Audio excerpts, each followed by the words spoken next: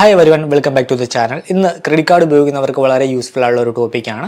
Credit card നമുക്കറിയാം വളരെ amazing ആയിട്ടുള്ള ഒരു ഫൈനാൻഷ്യൽ ടൂളാണ് ക്രെഡിറ്റ് കാർഡ്. പക്ഷേ അത് ശരിയായ രീതിയിൽ ഉപയോഗിക്കുന്നവർക്ക് അത് റോങ് ആയിട്ടുള്ള വേ ആണ് ഉപയോഗിക്കുന്നതെങ്കിൽ അറ്റ് ദ എൻഡ് എന്ന് പറയുന്ന ഡേറ്റ് ട്രാപ്പും അതുപോലെ തന്നെ നമ്മുടെ ക്രെഡിറ്റ് സ്കോറും മോശമാവുകയും ചെയ്യും. But the sad truth is most of them wrong വേയിലാണ് ക്രെഡിറ്റ് കാർഡ് ഉപയോഗിക്കുന്നവർ. അവർ പലപ്പോഴും തിരിച്ചറിയുക കൂടി ചെയ്യുന്നില്ല അത് അവർ റോങ് ആയിട്ടുള്ള മെത്തേഡിലാണ് ഉപയോഗിക്കുന്നതെന്ന്. ഏറ്റവും അവസാനം ഒരു ഡേറ്റ് ട്രാപ്പിൽ പോയി പെടുമ്പോൾ ഇല്ലെങ്കിൽ ക്രെഡിറ്റ് സ്കോറും മോശമാകുന്ന ഒരു സിറ്റുവേഷനിലൊക്കെ ആയിരിക്കും അവർ മനസ്സിലാക്കുന്നത് ഒരു റോങ് വേയിലാണ് അവർ ക്രെഡിറ്റ് കാർഡ് ഉപയോഗിച്ചത്, അങ്ങനെ അല്ലായിരുന്നു ഉപയോഗിക്കേണ്ടത്, ക്രെഡിറ്റ് കാർഡ് ഉപയോഗിക്കേണ്ട ഒരു ആവശ്യമില്ലായിരുന്നു എന്നൊക്കെ മനസ്സിലാക്കുന്നത് അറ്റ് ദ എൻഡിലായിരിക്കും. സോ ഇന്നത്തെ വീഡിയോയിലൂടെ ക്രെഡിറ്റ് കാർഡ് റോങ് വേയിലാണ് ഉപയോഗിക്കുന്നത് എന്നതിന്റെ കുറച്ച് സയൻസും അതുപോലെ തന്നെ അതെങ്ങനെ ഫിക്സ് ചെയ്യാമെന്നും ഡീറ്റെയിൽ ആയിട്ട് നോക്കാം. Welcome to another video. Credit card wrong വേയിലാണ് ഉപയോഗിക്കുന്നത് എന്നതിന്റെ പ്രധാനപ്പെട്ട ഒരു സൈൻ ആണ് ക്യാരിങ് ബാലൻസ് എവറി മന്ത്. എല്ലാ മാസവും ക്രെഡിറ്റ് കാർഡ് ബില്ല് ഫുൾ ആയിട്ട് റീപേ ചെയ്യാതെ ഇങ്ങനെ ക്യാരി ഫോർവേഡ് ചെയ്ത് മുന്നോട്ട് പോകുന്നത്, അതായത് മിനിമം എമൗണ്ട് മാത്രം അടച്ച് മുന്നോട്ട് പോകുന്നത്. മിനിമം എമൗണ്ട് മാത്രം അടച്ചുകൊണ്ട് മുന്നോട്ട് പോകുന്നത് ശരിയാണ് എന്നാണോ നിങ്ങൾ കരുതുന്നത്? എന്നാൽ അത് തെറ്റാണ്. ഒരു റോങ് ആയിട്ടുള്ള ഒരു മെത്തേഡാണ് മിനിമം എമൗണ്ട് മാത്രം അടച്ചുകൊണ്ട് മുന്നോട്ട് പോകുന്നത്. മിനിമം എമൗണ്ട് എന്ന് പറയുന്നത് വല്ലപ്പോഴും ഉപയോഗിക്കാനുള്ള ഒരു ടൂളാണ്. ലൈക്ക് ഇപ്പോൾ നിങ്ങളുടെ സാലറി വരാനായിട്ട് വൈകും, ഇല്ലാന്നുണ്ടെങ്കിൽ നിങ്ങൾ വിചാരിച്ച പോലെ പേയ്മെൻറ്റ് കിട്ടിയില്ല, അങ്ങനെയുള്ള എമർജൻസി സിറ്റുവേഷനിലൊക്കെ നിങ്ങൾക്ക് നിങ്ങളുടെ ക്രെഡിറ്റ് സ്കോർ മോശമാകാതിരിക്കാനും ലേറ്റ് പേയ്മെൻറ്റ് ഫീസ് ഒഴിവാക്കാനും മിനിമം എമൗണ്ട് അടക്കാം. പക്ഷേ എല്ലാ മാസവും ഈ ഒരു മിനിമം എമൗണ്ട് മാത്രം അടച്ചുകൊണ്ട് ബാക്കി ബാലൻസ് ക്യാരി ഫോർവേഡ് ചെയ്തുകൊണ്ട് മുന്നോട്ട് പോകുന്നത് ഒരു തെറ്റായിട്ടുള്ളൊരു മെത്തേഡാണ്. കാരണം എന്താണെന്ന് വെച്ചാൽ മിനിമം എമൗണ്ട് അടച്ചു കഴിഞ്ഞാൽ ക്രെഡിറ്റ് സ്കോറിനെ ബാധിക്കുകയില്ല, അതുപോലെ തന്നെ ലേറ്റ് പേയ്മെൻറ്റ് ഫീസും ഒഴിവാക്കി കിട്ടും. പക്ഷേ നമ്മൾ ബാലൻസ് റീപേ ചെയ്യാനുള്ള എമൗണ്ടിന് നമ്മൾ ഇൻട്രസ്റ്റ് കൊടുക്കേണ്ടതായിട്ട് വരും. ക്രെഡിറ്റ് കാർഡുകൾക്ക് ഇൻട്രസ്റ്റ് നമുക്കറിയാം ആനുവലി 45% വരെയൊക്കെയാണ്. സോ അത്രയും ഹ്യൂജ് ഇൻട്രസ്റ്റ് കൊടുക്കണം. ചെറിയൊരു എമൗണ്ടാണ് നമ്മൾ ക്യാരി ഫോർവേഡ് ചെയ്തുകൊണ്ട് ഇങ്ങനെ എല്ലാ മാസവും മുന്നോട്ട് പോകുന്നത് എങ്കിൽ കൂടി അറ്റ് ദ എൻഡ് അത് ഓരോ മാസവും ഇങ്ങനെ വലുതായി വലിയൊരു ഡെറ്റായിട്ട് മാറും. സോ അത്രയും ഹ്യൂജ് ആണ് ക്രെഡിറ്റ് കാർഡിൻ്റെ ഇൻട്രസ്റ്റ്. നിങ്ങൾ വിചാരിക്കുന്നതിലും വളരെ വേഗത്തിൽ ആ ഒരു ചെറിയ എമൗണ്ട് വലിയ ഡെറ്റായിട്ട് മാറും. സോ നിങ്ങൾ ഒരിക്കലും ക്രെഡിറ്റ് കാർഡിന് ഒരു ലോൺ പ്രൊഡക്റ്റ് ആയിട്ട് കാണാതിരിക്കുക. ലോണിന് പകരമായിട്ട് ക്രെഡിറ്റ് കാർഡിനെ റീപ്ലേസ് ചെയ്യാതിരിക്കുക. ലോൺ ഉൽപ്പന്നങ്ങൾ വേറെ, ക്രെഡിറ്റ് കാർഡ് വേറെ. ക്രെഡിറ്റ് കാർഡുകൾ എന്ന് പറയുന്നത് വളരെ ചെറിയ ടൈം പീരീഡിലേക്ക് നമുക്ക് കടമെടുക്കാനുള്ള ഒരു ടൂൾ മാത്രമാണ്. ആ ഒരു ടൈം ഫ്രെയിം കഴിയുന്ന സമയത്ത് നമ്മൾ ഉപയോഗിച്ച തുക കംപ്ലീറ്റ് ആയിട്ട് റീപേ ചെയ്ത് മുന്നോട്ട് പോകണം. അല്ലാതെ ലൈഫ് ലോങ് എടുത്ത തുക ഇങ്ങനെ കുറച്ച് അടച്ച് മുന്നോട്ട് പോകാനുള്ള ഒരു ടൂളല്ല ക്രെഡിറ്റ് കാർഡ്. അതിന് വേറെ ലോൺ പ്രൊഡക്റ്റുകൾ നോക്കണം. ഒരിക്കലും ലോൺ പ്രൊഡക്റ്റ് ആയിട്ട് ക്രെഡിറ്റ് കാർഡുകളെ കാണാതിരിക്കുക. എങ്ങനെ ഒരു തെറ്റ് നമുക്ക് ഫിക്സ് ചെയ്യാനുള്ള ഒരേ ഒരു മാർഗ്ഗം എന്താണെന്ന് വെച്ചാൽ മിനിമം എമൗണ്ട് മാത്രം എല്ലാ മാസവും അടച്ചുകൊണ്ട് മുന്നോട്ട് പോകാതിരിക്കുക. എല്ലായ്പ്പോഴും നമ്മൾ ഉപയോഗിച്ച തുക കംപ്ലീറ്റ് ആയിട്ട് റീപേ ചെയ്യുക. ഒരു മാസമൊക്കെ ഓക്കെ, അല്ലാതെ എല്ലാ മാസവും മിനിമം എമൗണ്ട് മാത്രം അടച്ച് മുന്നോട്ട് പോകാതിരിക്കുക. മിനിമം എമൗണ്ട് എന്ന് പറയുന്ന ഒരു ട്രാപ്പാണ്. അതിനെപ്പറ്റി നമ്മളൊരു ഡീറ്റെയിൽ വീഡിയോ തന്നെ ചെയ്തിട്ടുണ്ട്. ലിങ്ക് ബട്ടൺ ആഡ് ചെയ്തുകൊണ്ട് കൂടുതൽ അറിയാനായിട്ട് ആ ഒരു വീഡിയോ കാണുക. നിങ്ങൾ ക്രെഡിറ്റ് കാർഡ് റോങ് വേയിലാണ് ഉപയോഗിക്കുന്നത് എന്നതിൻ്റെ മറ്റൊരു സൂചനയാണ് ക്രെഡിറ്റ് കാർഡിൻ്റെ ലിമിറ്റ് നിങ്ങൾ കംപ്ലീറ്റ് ആയിട്ട് ഉപയോഗിക്കുന്നത്. ചിലരെങ്കിലും ധരിച്ചു വെച്ചിട്ടുണ്ടാകും ക്രെഡിറ്റ് കാർഡിൻ്റെ ലിമിറ്റ് നമ്മൾ കംപ്ലീറ്റ് ആയിട്ട് ഉപയോഗിച്ച് കഴിഞ്ഞാൽ അവർ ലിമിറ്റ് കൂട്ടിത്തരുമെന്ന്. പക്ഷേ അത് ഒരു തെറ്റായിട്ടുള്ളൊരു ചിന്ത മാത്രമാണ്. ഒരിക്കലും അങ്ങനെയൊന്നും ക്രെഡിറ്റ് കാർഡിൻ്റെ ലിമിറ്റ് ആരും കൂട്ടിത്തരികയില്ല. എപ്പോഴും നല്ലത് നമ്മുടെ ക്രെഡിറ്റ് കാർഡ് ലിമിറ്റിൻ്റെ 30% മാത്രം താഴെ മാത്രം ഉപയോഗിക്കുന്നതാണ്.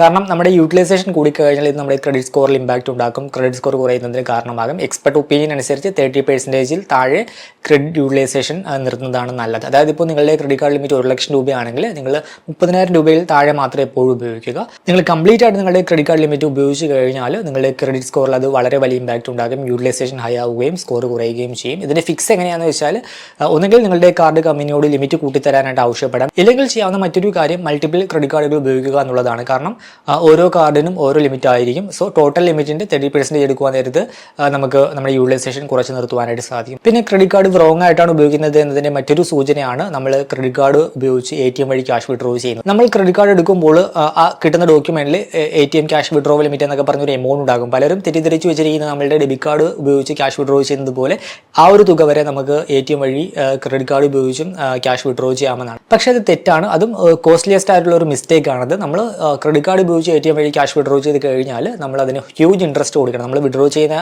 ആ ഒരു എമൗണ്ടിന് വിഡ്രോ ചെയ്യുന്ന തീയതി മുതൽ നമ്മൾ റീപേ ചെയ്യുന്ന തീയതി വരെ നമ്മൾ ഇൻട്രസ്റ്റ് കൊടുക്കണം. ക്രെഡിറ്റ് കാർഡുകളിലെ ഇൻട്രസ്റ്റ് റേറ്റ് 45% വരെയൊക്കെയാണ് ആനുവലി. അത് മാത്രമല്ല നമ്മൾ ക്യാഷ് വിഡ്രോ ചെയ്യുന്ന സമയത്ത് ഒരു ക്യാഷ് വിഡ്രോവൽ ചാർജും ആപ്ലിക്കബിൾ ആണ്. നമ്മൾ വിഡ്രോ ചെയ്യുന്ന എമൗണ്ടിൻ്റെ 2.5% പ്ലസ് GST മിനിമം 500 രൂപ 600 രൂപയ്ക്കാണ് മിക്ക ബാങ്കുകളും ക്യാഷ് വിഡ്രോവൽ ചാർജായിട്ട് ഈടാക്കുന്നത്. അതായത് നിങ്ങളുടെ ക്രെഡിറ്റ് കാർഡ് ഉപയോഗിച്ച് ATM വഴി ഒരു 100 രൂപ വിഡ്രോ ചെയ്താൽ കൂടി 500 രൂപ പ്ലസ് GST ആയിരിക്കും നിങ്ങൾ ക്യാഷ് വിഡ്രോവൽ ചാർജായിട്ട് കൊടുക്കണം. അതിന് പുറമെ പലിശയും നൽകേണ്ടതായിട്ട് വരും. സോ ഒരിക്കലും ഈ ഒരു മിസ്റ്റേക്ക് ചെയ്യാതിരിക്കുക. ക്രെഡിറ്റ് കാർഡ് ഉപയോഗിച്ച് ATM വഴി ക്യാഷ് വിഡ്രോ ചെയ്യാതിരിക്കുക. അതിനായിട്ട് ഡെബിറ്റ് കാർഡ് ഉപയോഗിക്കുക. നിങ്ങൾക്ക് എന്തെങ്കിലും ക്യാഷ് ആയിട്ട് ഒരു ഫണ്ട് വേണ്ടി വന്നാൽ നിങ്ങൾ ആരോടെങ്കിലും കടം വാങ്ങുക. അതൊക്കെ ആയിരിക്കും കുറച്ചുകൂടി ബെറ്റർ ആയിട്ടുള്ളൊരു ഓപ്ഷൻ എന്ന് പറയുന്നത്. ക്രെഡിറ്റ് കാർഡ് ഉപയോഗിച്ച് ATM വഴി ക്യാഷ് വിഡ്രോ ചെയ്യാൻ നിന്ന് കഴിഞ്ഞാൽ അഡീഷണൽ ചാർജും കാര്യങ്ങളൊക്കെ നമ്മൾ കൊടുക്കേണ്ടതായിട്ട് വരും. പിന്നെ ക്രെഡിറ്റ് കാർഡ് റോങ് ആയിട്ടാണ് ഉപയോഗിക്കുന്നത് എന്നതിൻ്റെ മറ്റൊരു സൂചനയാണ് നമ്മൾ ഡ്യൂ ഡേറ്റ് മറന്നു പോകുന്നത്.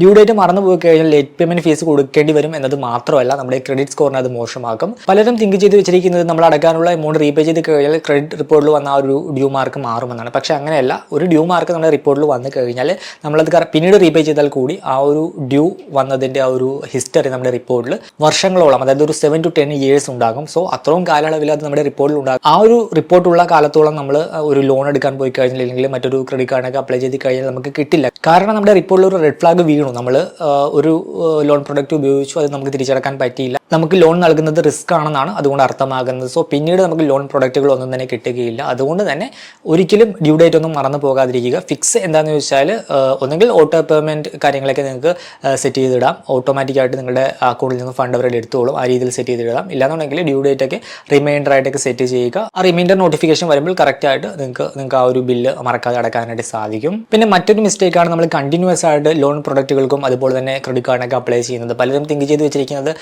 അതൊരു സ്മാർട്ട് മൂവ്മെൻ്റ് ആണ്. നമ്മളിങ്ങനെ പല കാറ്റഗറി കാർഡൊക്കെ എടുത്താൽ അത് എഫിഷ്യൻ്റായിട്ട് ഉപയോഗിച്ച് കഴിഞ്ഞാൽ നല്ല രീതിയിൽ ക്യാഷ് ബാക്കും റിവാർഡ് പോയിൻ്റൊക്കെ നേടാമെന്നാണ്. പക്ഷേ നമുക്ക് ശരിയാണ്, നമുക്ക് സ്മാർട്ടായിട്ട് കാർഡൊക്കെ ഉപയോഗിച്ച് കഴിഞ്ഞാൽ നല്ല രീതിയിൽ ക്യാഷ് ബാക്കും റിവാർഡ് പോയിൻ്റൊക്കെ നേടാം. പക്ഷേ എന്ന് കരുതി കണ്ടിന്യൂസ് ആയിട്ട് ഇങ്ങനെ ഓരോരോ കാർഡിനായിട്ട് അപ്ലൈ ചെയ്യുന്നത് തെറ്റാണ്. കാരണം നമ്മൾ ഓരോ തവണ അപ്ലൈ ചെയ്യുമ്പോഴും നമ്മുടെ റിപ്പോർട്ടിൽ അതൊരു ഹാർഡ് എൻക്വയറി വരുന്നുണ്ട്. സോ ബാങ്കുകൾ നോക്കുന്ന സമയത്ത് നമ്മുടെ റിപ്പോർട്ടിൽ ഇങ്ങനെ കണ്ടിന്യൂസ് ആയിട്ട് ഇങ്ങനെ കുറേ ലോൺ പ്രൊഡക്റ്റുകൾക്ക് ആപ്ലിക്കേഷൻ വരുന്നുണ്ട്.